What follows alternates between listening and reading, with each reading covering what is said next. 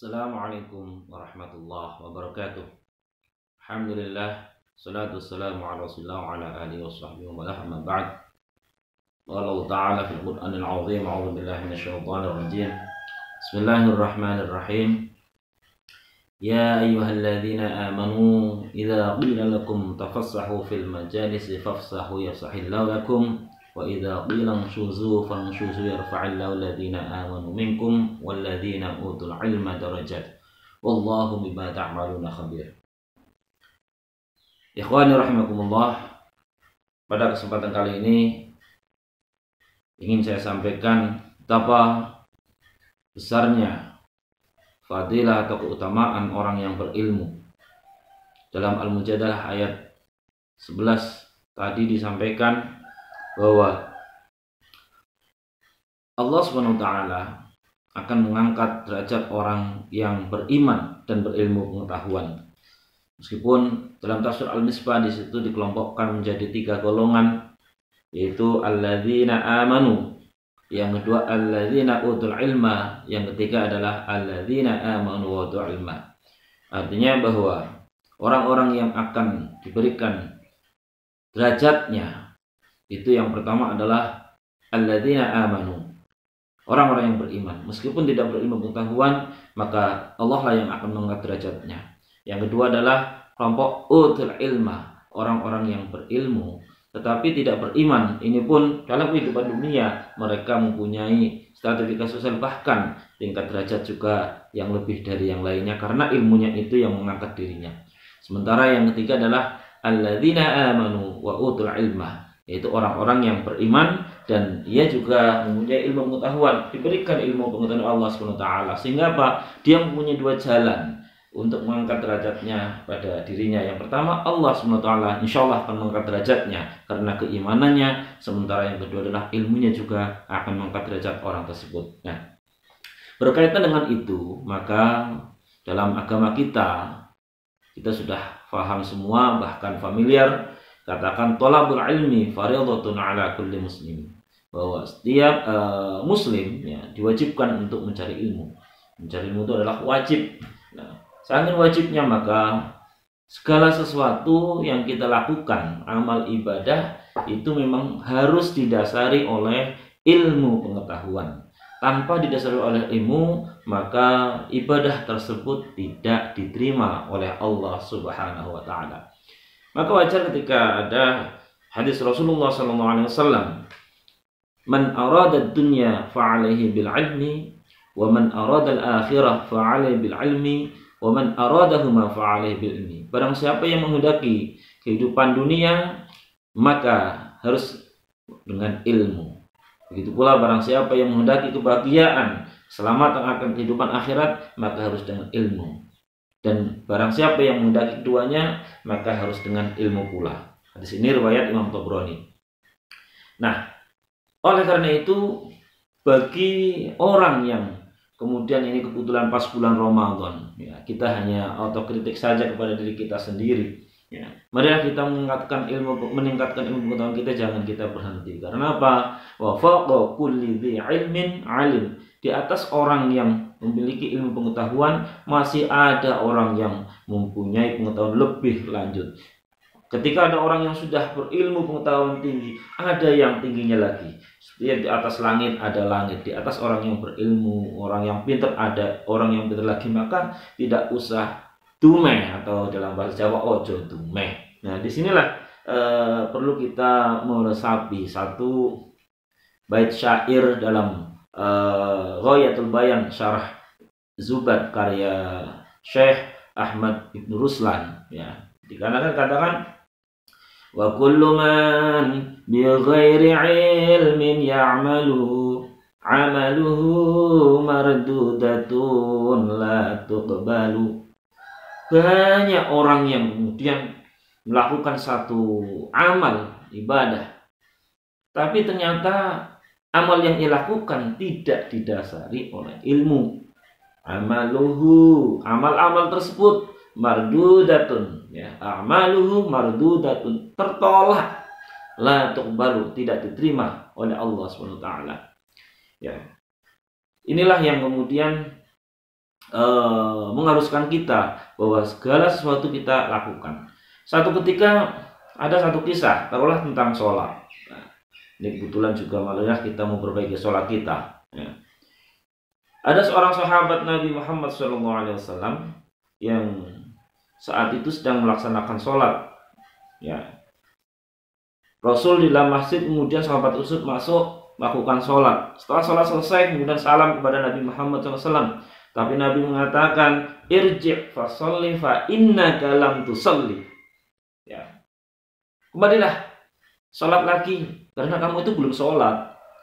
Setelah sholat yang kedua, datang lagi menghadap Rasul, salam lagi, kemudian Rasul memerintahkan lagi, irji' fasolli fa innaka lam tusalli. Balik lagi lah, sholat kamu belum sholat.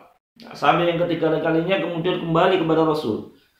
Kemudian dia mengatakan, faqala walladzi ba'atsaka bil haqq, demi zat yang telah mengutusmu dengan hak ya Rasul, ma ahsanu ghairahu fa'allimni. Tidak ada aktivitas sholat ini yang dapat saya lakukan yang lebih baik daripada yang tadi yang saya lakukan. Ajarilah kepadaku. Nah, saat itu kemudian Rasul mengatakan, idza qumta ila shalah fakabbir, tsumma qra' ma tayassara minal Qur'an, tsumma rka' hatta tatma'inna raki'an, tsumma rfa' hatta ta'dila qa'iman, tsumma isjud hatta tatma'inna sajidan, tsumma rfa' hatta tatma'inna jalisan, waf'al dzalika fi shalatika kulliha. Artinya bahwa sholat itu nek sholat yo sing bener, sing tumak nina. Bacalah setelah sholat ma tayassara minal Qur'an, dan usah panjang-panjang lah ya. Sholat Al-Baqarah, surat Al-Baqarah ya, setelah surat Al-Fatihah rakaat pertama seumpama, yang keduanya kemudian surat Ali Imran, kemudian yang ketiga surat An-Nisa, kemudian surat tidak ya, cukup saja, karena apalagi kalau itu dilakukan dengan berjamaah. Tapi kalau sendirian monggo saja kalau memang mampu untuk melakukan itu ya.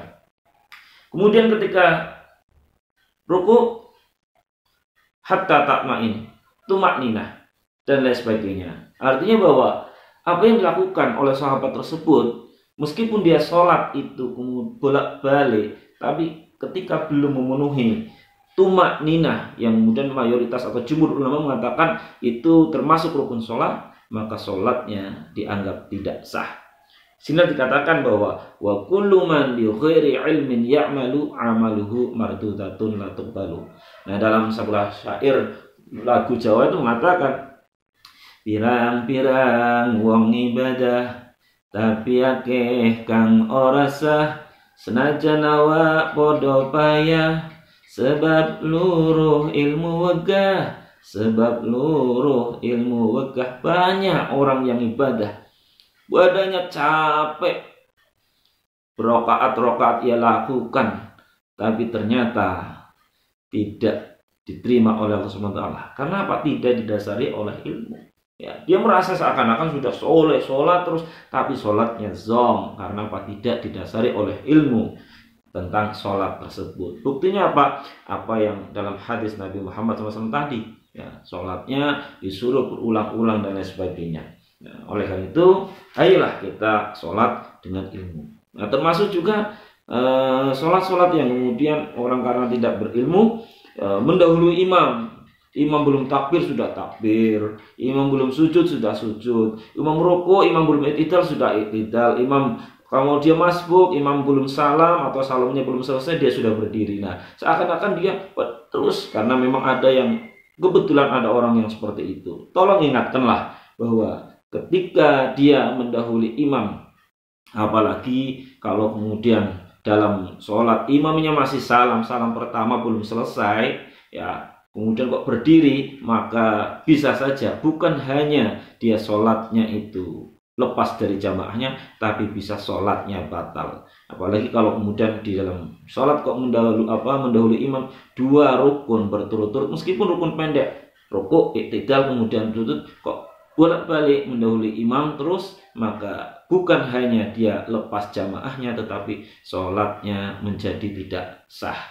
Itulah jamaah rahikumullah. Oleh karena itu, kebalikannya juga, bahwa Kalau memang sudah berilmu ya diamalkan. Ya, kalau sudah berilmu diamalkan, jangan kemudian punya ilmu tapi tidak diamalkan. Nauzubillah, karena dalam Ibnu Ruslan juga dalam Subhat itu katakan sebelum syair tadi, fa'alimun bi'ilmihi lam ya'malan mu'adzabun min qabli ubbatil asan, ya, min qabli ubbatil wasan. Jadi orang yang berilmu tapi dia kok tidak mengamalkan ilmunya, maka mu'adzabun min qabli ubbatil wasan, dia akan disiksa terlebih dahulu daripada para penyembah berhala itu.